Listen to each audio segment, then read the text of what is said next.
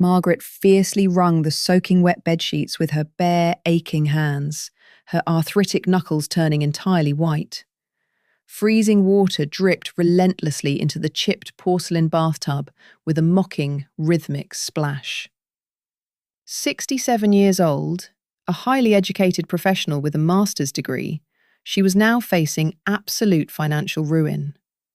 Her decades of proud, dedicated work in the demanding school system were completely stripped away, replaced by grinding, hidden poverty. The broken washing machine in the cramped kitchen was totally dead. The brutal repair bill was a staggering $300 she simply did not possess. Her hard-earned independence was totally shattered. Have you ever felt entirely abandoned by society after a lifetime of hard work? Tell us in the comments, where are you exactly from, and does your basic social security check genuinely stretch to the very end of the month? We desperately need to know exactly who is listening today. Hit that like button right now so this story reaches everyone terrified of the crippling cost of living. Because what this desperate grandmother did next didn't just fix her broken appliances, it utterly shattered the rules, turning her crushing desperation into a highly lucrative, unstoppable cash enterprise. The heavy washing machine gave its final, pathetic mechanical whine at exactly 7 in the morning. It was a terminal click, followed by a thick, permanent silence. Margaret stood completely frozen over the machine, holding a heavy plastic basin of soaking laundry. Her late husband Leonard had proudly bought this exact washer. He hauled it up 2 steep flights of stairs, loudly cursing at the complicated manual.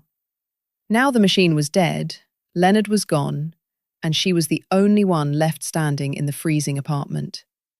She painfully dragged the heavy, wet sheets into the cramped bathroom and aggressively wrung them out over the tub. Her spine screamed in pure agony. Her frail wrists severely ached.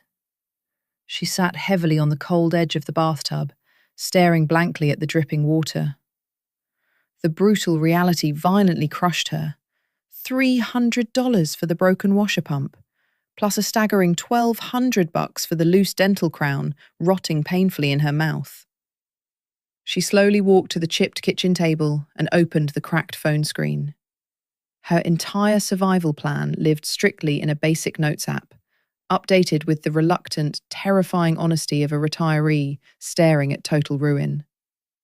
Social Security, barely $1,360. Rent for the drafty, damp apartment, $850. Medicare copays for her vital thyroid pills and sleep medication, $110. Groceries, barely $250, which meant strictly surviving on store-brand oats, stale bread, clearance sticker chicken, and a single bruised apple once a week. Utilities and soaring winter heating bills, $220. Total out, $1,780. Remainder, minus $420. She was totally scraping the barrel. Negative $420 wasn't just a basic mathematical error. It was a brutal, suffocating fact that lived deep in her worn leather purse, mocking her every single time she desperately reached for her debit card. The $300 washer repair sat aggressively on top of that massive deficit, like a concrete brick on a rapidly sinking ship. Behind it waited the $1,200 dental bill, constantly reminding her of its presence every single night when the loose tooth shifted painfully against her bleeding gum. She desperately called her daughter Irene. Irene answered with the loud, dismissive acoustic clatter of a busy office cubicle directly behind her. "Mum, what is going on?" "The washing machine is totally dead. $300 to fix. And the dentist wants $1,200 for the crown." A heavy, uncomfortable silence followed. "Mum, let me just send you $500 for the washer." "No, Irene, absolutely not. You have the massive mortgage, the expensive car payment, and Sophie's pricey school trips." "Mum, when are you going to stop being so stubbornly proud?" Margaret heard the true, vicious insult hiding perfectly inside that word. When your own successful daughter calls your basic self-reliance stubbornness, she has already decided you are completely failing. The bitter shame burned her chest like hot acid. "I will figure it out," Margaret muttered flatly and hung up the phone. That evening, a knock. Tony from upstairs, 69, widowed, the kind of face where everything is written large. Hadn't slept, had cried, and hadn't come to borrow sugar. Margaret let her in, made tea in the big pot, Leonard's pot, from the windowsill, the one that poured crooked because the lid didn't fit right and never had, and Leonard used to say the pot had character, which was his word for broken. Tony sat at the kitchen table and talked. 90 minutes. About her daughter-in-law who'd banned her from seeing her grandson. Tony had a bad influence, meaning she let him eat candy and watch cartoons instead of educational programming. About her son Paul, who'd gone silent between his mother and his wife. Chose the wife, and Tony understood, but understanding didn't help. Understanding means agreeing, and agreeing means losing. About the grandson she'd last seen in September, on the street, by accident. He ran past, backpack bouncing, and said, "Hey, Grandma," without stopping. And those 2 words were the last she'd heard from him. Margaret listened, didn't interrupt, didn't nod too often, didn't say, "I understand," because that phrase cheapens another person's pain, the way a counterfeit cheapens currency. She asked questions, few, precise. "Did you tell him? What did you feel when he didn't answer? What do you want? For him to choose you, or for him to just call?" And she held the silence after each question, the silence that amateurs fill with their own voice. Because silence after a question isn't emptiness. It's the space where the answer forms. And if you talk over it, the answer never comes. Tony left lighter. Said at the door, "Margaret, you're the first person in 10 years who actually heard me. Not, 'Oh, poor thing,' not, 'It'll work out,' just heard." Margaret closed the door, washed the cups, hers and Tony's, side by side in the sink. And the simple fact of 2 cups instead of 1 made the kitchen feel warmer, though the thermostat hadn't moved. She dried both, set them on the rack. The second cup stood steady, as if waiting for a reason to return to the table. Margaret washed cups and thought. 90 minutes. If that were a job, what would it cost? She picked up the phone, typed, "Counselling session, Zanesville, price." 120, 150, 200. One practice charged $250. Margaret scrolled and felt something rise. Not ambition, but bewilderment. She had a master's degree in counselling, 29 years of school guidance work, and the only thing between her and income was a word. Shame. Shame at charging for what she did for free. Shame at hanging a sign. Shame at naming a price for sitting across from someone and not interrupting. In the desk drawer, the bottom one opened 100 times for paper clips, lay the diploma. Rolled in a plastic sleeve next to old postcards and a key to her school office she'd forgotten to return.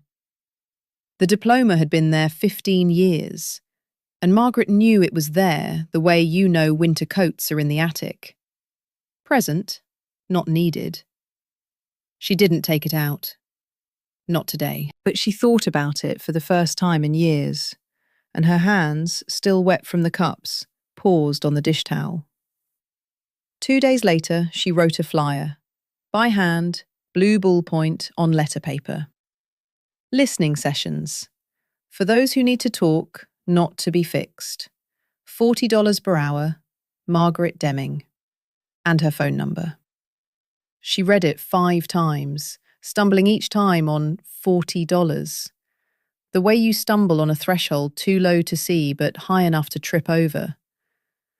40 was low for a counsellor and high for a retiree, and Margaret didn't know which side of the threshold she stood on.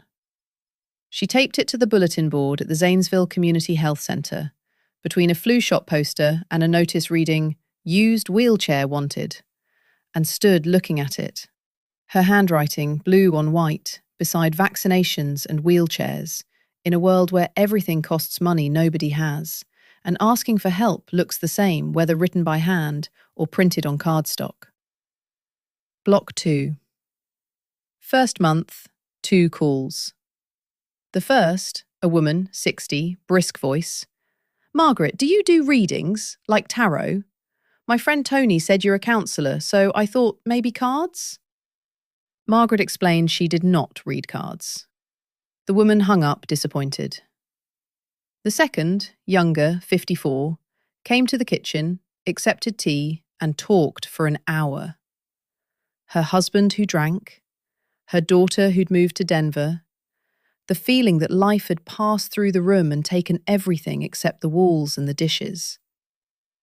Margaret listened, professionally, with questions and pauses, and the woman said at the end, "I feel lighter."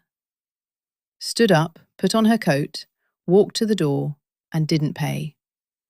Turned on the threshold. "You're not a real counsellor, though. You just listen. Listening's free." Margaret closed the door and stood in the hallway, and "You just listen" called inside, insulting and accurate at the same time. The woman was right. Margaret just listened. And in that just was the entire profession, which is impossible to explain to someone who believes listening is what walls do, not people. Debbie, former biology teacher, large, energetic, the kind of person who fills a room by entering it, found out and launched a campaign. Told the cardiology waiting room, the park bench, the building chat, the school alumni group. "Margaret's a counsellor, takes clients at home.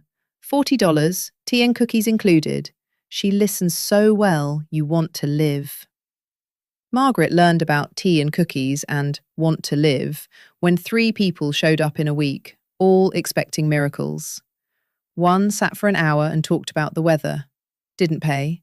Didn't understand what for. One demanded Margaret call her daughter-in-law and explain she was wrong. Margaret declined.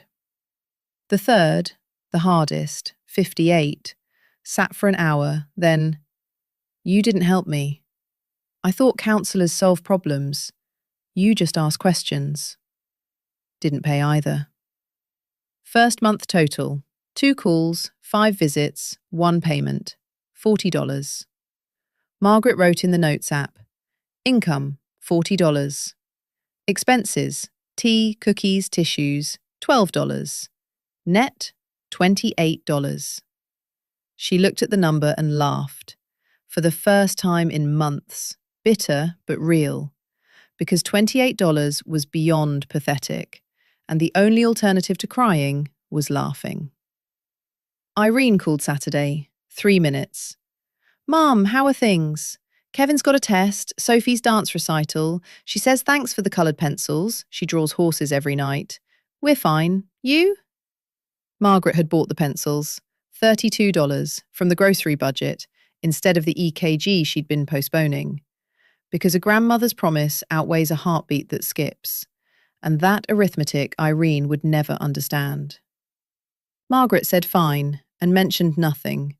Not the $28, not the woman who said listening is free, not the flyer that someone had torn off the bulletin board, leaving a strip of tape and a corner of paper. Then Gene called. His voice was quiet, with pauses between sentences, the voice of a man relearning how to stack words into speech after a year of silence. Each phrase began with an inhale, as if the words needed lifting before they could travel. "Margaret? I saw your flyer at the health centre. I need to talk. I haven't talked to anyone in a year, except the cashier at the grocery store. Can I come?" Margaret stood with the phone and heard what lived between the words. Loneliness so dense it had become physical. A weight, a humidity, a chronic ache. A year. 365 days in which the only words addressed to a living person were, "Need a bag?" and "No thanks." "Come tomorrow, 10 o'clock. I'll make tea." Jean arrived at 10 sharp, one short ring, the ring of a man who conserves even doorbells. Sat at the kitchen table, took the cup in both hands, and said nothing. 5 minutes. 10. 20. Margaret waited, because silence after a year of solitude is not the absence of words, but their excess. And a person needs time to choose the first one, the way you choose a door in a long hallway when every door hides its own pain. At 40 minutes, his hands trembled, small, barely visible, and the tea in the cup shivered, and that tremor said more than any sentence, because hands don't lie. He talked for 2 hours, about his wife, Tamara, the pancreatic cancer, 4 months from diagnosis to the end, about sitting beside her every day and being asked to talk and having nothing to say except the thing you can't say, which is that she was dying.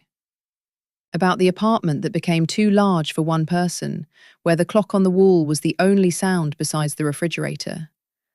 About hands that had spent a lifetime drafting, calculating, building, and now lay in his lap with nothing to do, waiting, the way dogs wait when nobody walks them anymore. Margaret didn't comfort, didn't compare, didn't share her own widowhood. Comparison devalues. She asked, "What was she like? What did you do together in the evenings? When was the last time you laughed? Do you remember?" Jean went still. Thought. August. 2 months before. She dropped a plate of watermelon on the floor and it flew everywhere, and she stood in the puddle in her slippers and laughed, and I laughed. That was the last time. A tear ran down his left cheek. 1. He didn't wipe it. Either didn't notice or didn't care, because in this kitchen there was nothing to be ashamed of. He put $40 on the table, a 20 and 2 tens, placed precisely, the way people place money when they respect the work it pays for. "Can I come again? Next week. Same time." Jean came every Thursday and brought a friend, Bob, retired math teacher, 70, dry humour. "Giving myself a C- today, Margaret, but after tea, maybe a B." Bob brought Val, 65, husband with dementia, caring alone, friendless, because dementia scares people worse than the disease itself. Val brought a neighbour. The quiet word of mouth, not Debbie's loud kind, but the client's own, began to work.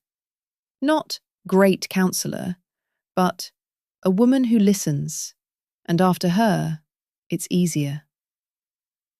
Block 3. By month 3, 8 regulars, each once a week. Jean on Thursdays, Bob on Tuesdays, Val on Wednesdays. The schedule, taped to the fridge, looked like a school timetable. Names instead of subjects, hours instead of periods. And for the first time in 5 years, Margaret had a reason to get up in the morning, beyond oatmeal and medication. Arithmetic. 8 at 40, once a week. 320 a week. Monthly, 1280, sometimes 1440. Minus tea, cookies, tissues, about 60. Net, 1220 to 1380. Plus Social Security, 1580. Total, about 28 to 2900. The washer, fixed, 300. A pump replacement, and the old machine hummed again. And Margaret felt a joy disproportionate to the event, because the sound of a working washer in a quiet apartment is the sound of something going right. The EKG, finally done, $180. Age-related changes, follow-up in 6 months. And age-related was a relief, because age-related isn't dangerous. The Crown, booked. 500 down, the rest on a 10-month plan. Then Natalie arrived, sent by Debbie, who'd promised a gift. 55, large, with a voice that preceded her into rooms. Sat down, crossed her arms. So help me. Insomnia, husband drinks, daughter doesn't call. I'm on antidepressants. They make me nauseous. Debbie says you heal people. Heal me. Margaret explained. She didn't heal, didn't prescribe, didn't diagnose. She listened, helped people sort through what they carried, asked questions. So you won't say anything? I pay $40 for you to sit there? For me to listen, and for you to hear yourself. What good is that? Natalie sat for 40 minutes, talked fast, angry, jumping from husband to daughter to doctors, filling every pause with new words, the way people pour concrete into cracks. Left, put on her coat. You didn't help me. I need medication, not conversation. You're not a doctor. You're a fraud. The door slammed. Margaret sat with cold tea and felt something she hadn't felt since her first years at the school, when a student said, "You don't understand anything," and walked out. Fraud, a heavy word, and neither experience nor 8 quiet thank yous could cushion it, because one word thrown hard outweighs 8 whispered. That evening, Tony called. "Marg, have you checked the building chat?" Post from Natalie K. Warning, a woman on the 3rd floor charges $40 for conversations and calls herself a counsellor. No license, no credentials.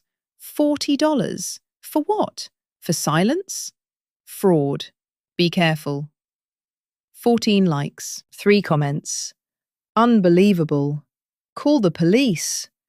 Who does this? And one, from a 1st floor neighbour. Margaret helped my mother. Don't be like this. Margaret read and felt something worse than anger. Agreement. Maybe Natalie was right. Maybe $40 for listening was self-delusion. Maybe the diploma belonged in the drawer. 2 clients cancelled. Bob. Can't make it this week. Val. Marg, I saw the chat. My husband's home. The neighbours know. They'll talk. Margaret said, "Of course, I understand." And it was true, because the fear of other people's opinions is stronger than the need for conversation, and fighting that fear is above her pay grade, which was already $40. Irene called Sunday, not Saturday, which meant a reason. "Mum, the chat says fraud. People are asking if that's my mother." "It is." "Mum, stop. I'll send you 500, 1,000, whatever you need. Just take the flyer down." Margaret said, "I'll think about it." And think about it sounded, for the first time, not like the beginning of a decision, but like a retreat. Thursday, 10 a.m. Jean didn't come. Margaret waited. 10:15, 10:30, 11. Tea cooled in 2 cups, and the clock ticked the way clocks tick when you're waiting. Heavier, each second carrying more than a second's worth. She called. Voicemail. Again, voicemail. And again. She sat in the kitchen with the phone on the table and didn't know. Had Jean read the chat and decided not to come? Or had something happened? The kind of something you don't think about until it's the only thing you can think about.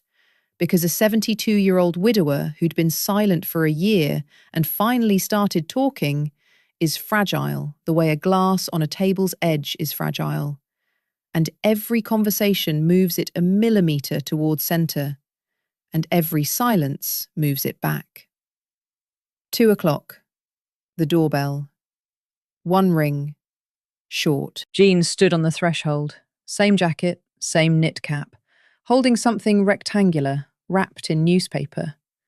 He handed it to Margaret before she could ask why he hadn't come and why he hadn't answered. "For your diploma."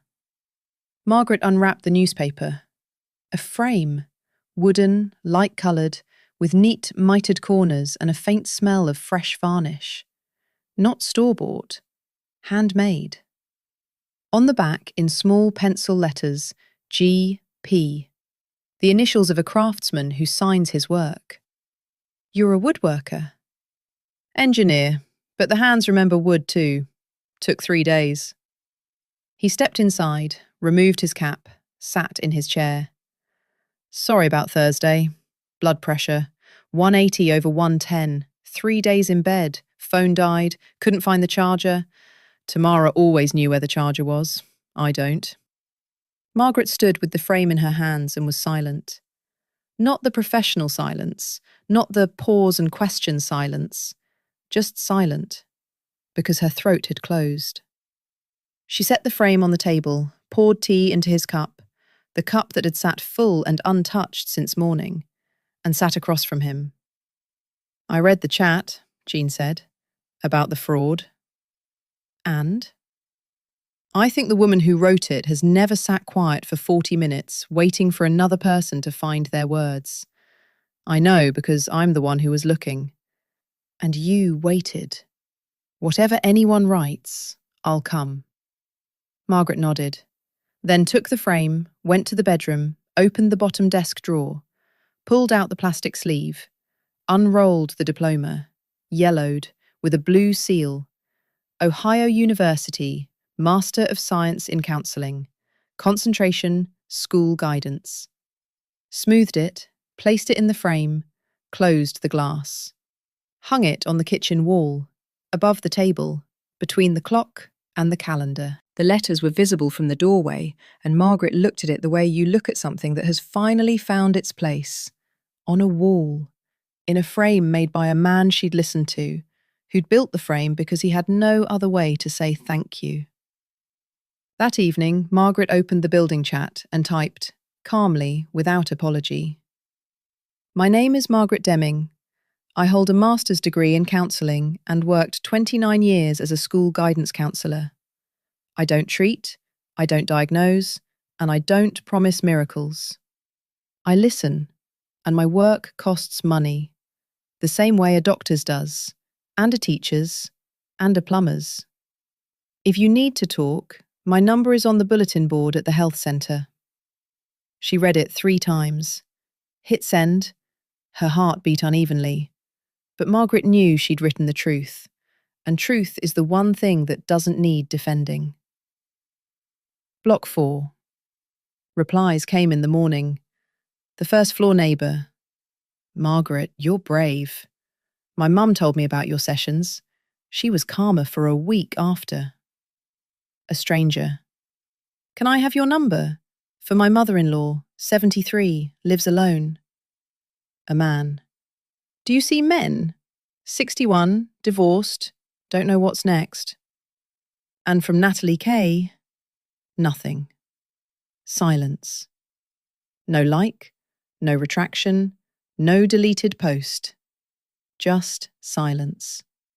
And Margaret thought that sometimes silence after noise is the only apology a person can offer. Bob came back the following Tuesday. Sat down, drank tea. Margaret, I read your message in the chat. You know what? First time you've named your price without apologising. That's progress. As a mathematician, B+.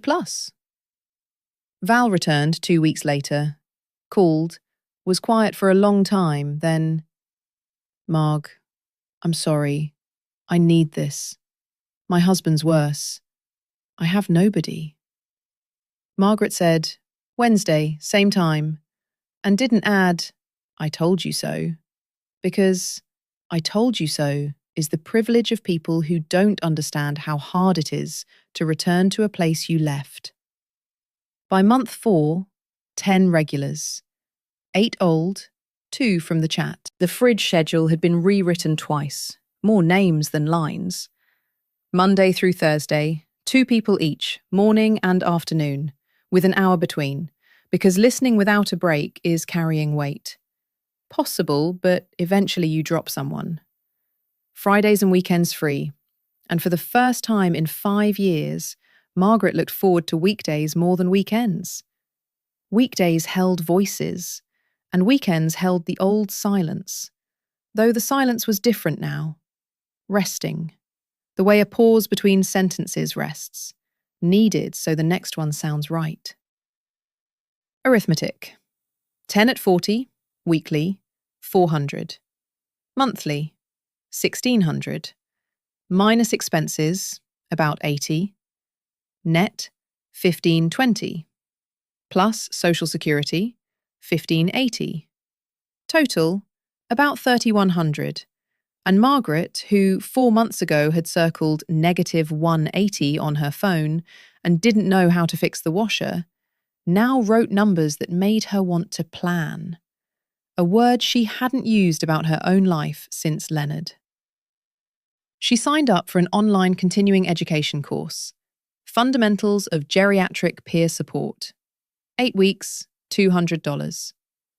She knew the material, had lived it, but wanted the certificate, because a certificate on the wall next to Jean's frame was a second document, and 2 documents are better than 1 when someone writes fraud again. She raised the price, 40 to 50, gradually. New clients first, then regulars. Told Jean over tea, carefully, braced for refusal. Jean looked at her. Margaret, I've been paying you $40 for something worth $200. 50 is still a bargain. He laid 50 on the table. A 20, a 20, and a 10. Precisely, as always. Irene called on a Wednesday, middle of a workday, which meant important. Mum, can you do video sessions? My co-worker Alina, her grandmother's in Lancaster, alone, doesn't leave the house, fights with everyone. Too far to drive. If you did it by video... Margaret was quiet. And in the quiet, surprise. Not at the proposal, but at who was making it. Irene. The daughter who 4 months ago said, embarrassing, and stop. Now offering not money, not pity, a client. Are you serious, Irene? Mum, I read your message in the chat, and I thought about it. You're right, it's work. I just needed time to see that. Not an apology. Irene didn't know how to apologize, the same way she didn't know how to say, I'm proud of you. But I needed time was her maximum, and Margaret accepted it the way she accepted every client's maximum. Not the one she wanted, but the one that existed. Send me Alina's number. I'll call the grandmother. Irene came on the weekend, unannounced, with Sophie, who brought a notebook full of horses drawn with the coloured pencils Margaret had bought instead of the EKG. The horses were crooked, with long necks and short legs, and Margaret thought they were the most beautiful horses she'd ever seen. Behind each one stood 2 cups of tea, a fridge schedule, and a decision made in the kitchen in November, when the washer died, but hope didn't. Irene walked into the kitchen, saw the diploma in its handmade frame, the 2 chairs, the teapot, the notebook with session notes. Loneliness, loss, daughter-in-law, fear. So she'd remember where they'd left off.